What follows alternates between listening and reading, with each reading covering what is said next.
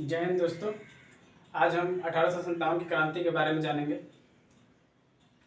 1857 की जो क्रांति हुई थी अचानक नहीं हुई थी। इसका सूत्रपात अंग्रेजों ने बहुत साल पहले से किया था। भारतीयों को दबाया था, आर्थिक रूप से, राजनीतिक रूप से। सैन्य में थे, उनको बराबरी का दर्जा नहीं दिया जाता था। उनकी औपनिवेशिक आर्थिक नीति, मुक्त व्यापार और विभिन्न तरह के हस्तकार जो शिल्प थे उनको दबा के और अपने माल बेचे जाते थे। ये जो था, लोगों में गुस्सा फूट गया था और अचानक धीरे धीरे होते होते ये एक क्रांति के रूप में सामने आया, जो 1857 की क्रांति के रूप में जाना जाता है। इसकी शुरुआत, ऐसे तो देखा जाए तो इसकी शुरुआत 29 मार्च 1857 को हुआ था, क्योंकि बैरकपुर में मंगल पांडे नाम के एक सिपाही ने अपने ही लेफ्टिनेंट वाघ और ह्यूसन को मार डाला था।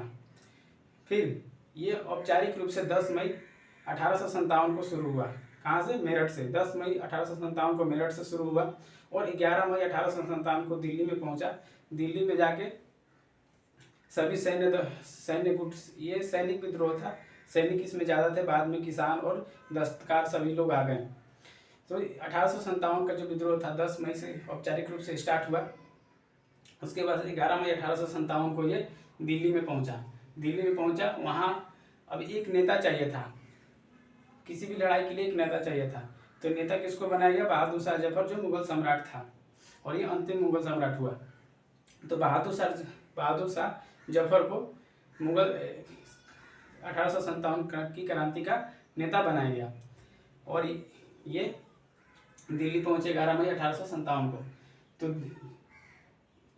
ये जो क्रांति हुई थी एक जगह नहीं हुई थी, विभिन्न जगहों पर हुई। जैसे दिल्ली हुआ, लखनऊ हुआ, कानपुर हुआ, बरेली हुआ, इलाहाबाद हुआ, पटना हुआ, जगदीशपुर हुआ। इन सब जगहों पे क्रांति फैली, अलग अलग जगहों पे फैली और घटित हुई। फिर अंग्रेजों ने इनको दबाने के लिए अलग अलग सैन्य अधिकारियों को भेजा। उसके बारे में हम एक बार जानेंगे। जैसे दिल्ली का नेता कौन था? बहादुर शाह जफर एवं बख्त खां।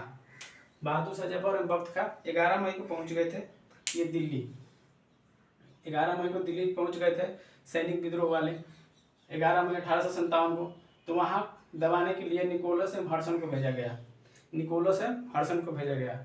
दिल्ली के विद्रोह को दबाने के लिए किसको भेजा गया? निकोलस एवं हडसन को भेजा गया। फिर लखनऊ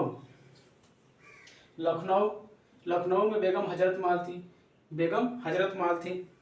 तो इनको यहाँ पर अंग्रेजों ने किसको भेजा था? कैंपवेल को। 4 जून 1857 को यहाँ विद्रोह चालू हुआ और कैंपवेल को भेजा था। दिसंबर 1857 में खत्म हो गया। कानपुर, ऐसे ही कानपुर में कौन थे? नाना साहब और तात्या टोपे। ये 5 जून को स्टार्ट हुआ। तब कैसे याद करेंगे? लखनऊ 4, कानपुर 5। यहाँ भी कैंपवेल थे। लखनऊ और कानपुर में कैंपवेल थे 1857 में। फिर झांसी में कौन था? रानी लक्ष्मीबाई। झांसी में रानी लक्ष्मीबाई खूब लड़ी मर्दानी, ये तो झांसी वाली रानी थी। वहाँ हिरोज को भेजा गया। 17 जून 1857 को खत्म हुआ। हिरोज ने कहा था अगर सभी महिलाएं झांसी की तरह हो जाए तो इंडिया को कोई गुलाम नहीं कर सकता है। ये हिरोज का कथन था।